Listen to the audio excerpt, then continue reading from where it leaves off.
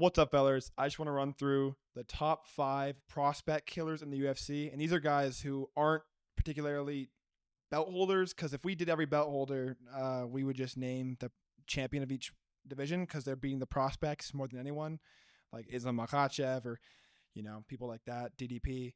But we're just going to go through people that are not gatekeepers. They're not Neil Magny. They're not Anthony Smith. They're not stepping stones for the prospects. These are guys who kill the prospects. And when a prospect gets put in their way, they usually steamroll them. So start off that list, we've got Charles Johnson.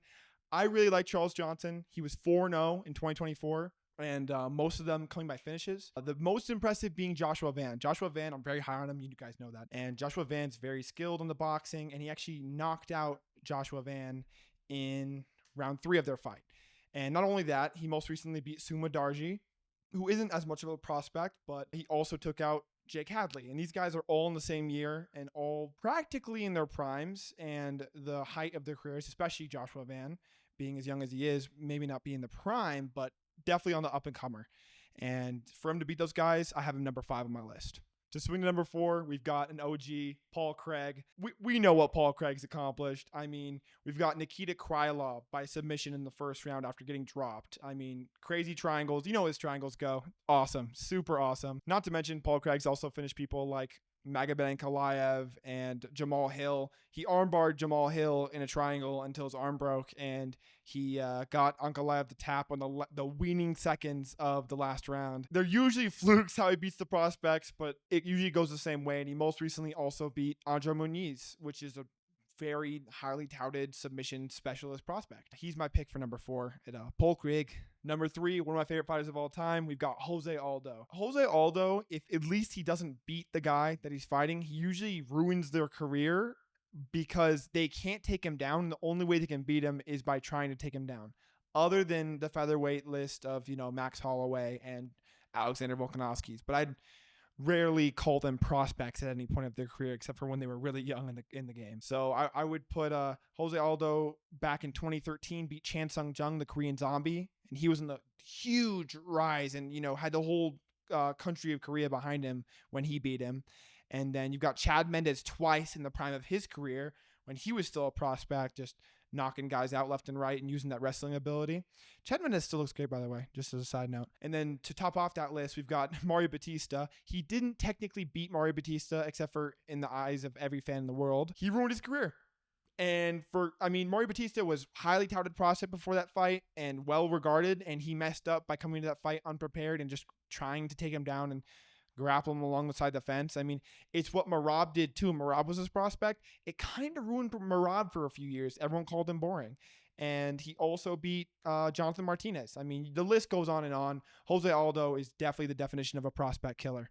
Number 2, we've got the OG, Rob Font. A lot of older guys in this list, except for place number 1, and you guys have a good idea who number 1 should be and will be on this list. Rob Font is very overall talented, good anti-wrestling, but I think his biggest skill is the boxing. His volume is pretty unbeatable, and he showcased that most recently against John Matsumoto, which kind of pissed me off. I thought Matsumoto won the fight, but I'm going to be honest, Rob Font did way better than I thought he should have, and he took care of Matsumoto in more ways than one, defended the takedowns well, landed a great step and elbow, and even at his older age of, 36, 35, I believe, he's taking out prospects left and right, and that also includes Kyler Phillips, who's a 4-1 underdog against.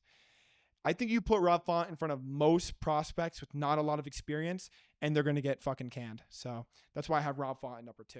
Number 1 is technically still a prospect himself at the age of 25, Christian Rodriguez. But you put any guy younger than him who's undefeated with, this fire behind him, and Cameron Simon, Raul Rosas, or most recently, Austin Bashi, all cats who were undefeated, coming off the Contender Series, looking like savages. Maybe they had their debut and won it.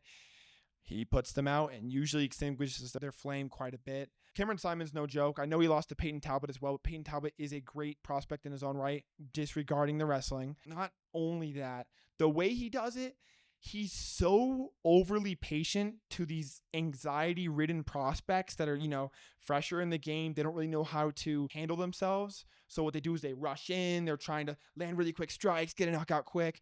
And Bashi just stays in the outside pocket, slips a few shots, gets a takedown, defends takedowns. The way he was able to defend the takedowns against Austin Bashi's chain wrestling was fucking, it was peak. It was so peak. It was my favorite fight of, was it this year? I think it was this year. I think it was my favorite fight of the whole year so far. And that's not coming from like a war perspective. It wasn't a crazy war, but they did trade some strikes. But in that anti-wrestling, it was a thing of fucking beauty. Cristiano Rodriguez definitely is the greatest prospect killer of all time, and he's only 25. I'd love to see it do him some more. It is pretty funny, though, because he doesn't usually progress in the division because he's so busy beating prospects and losing to veterans when he tries to move up. So it's a funny little dilemma. But if you guys think I missed anyone, which I feel like I'm missing someone in the back of my head, just let me know in the comments below. And yeah, you guys have a great day.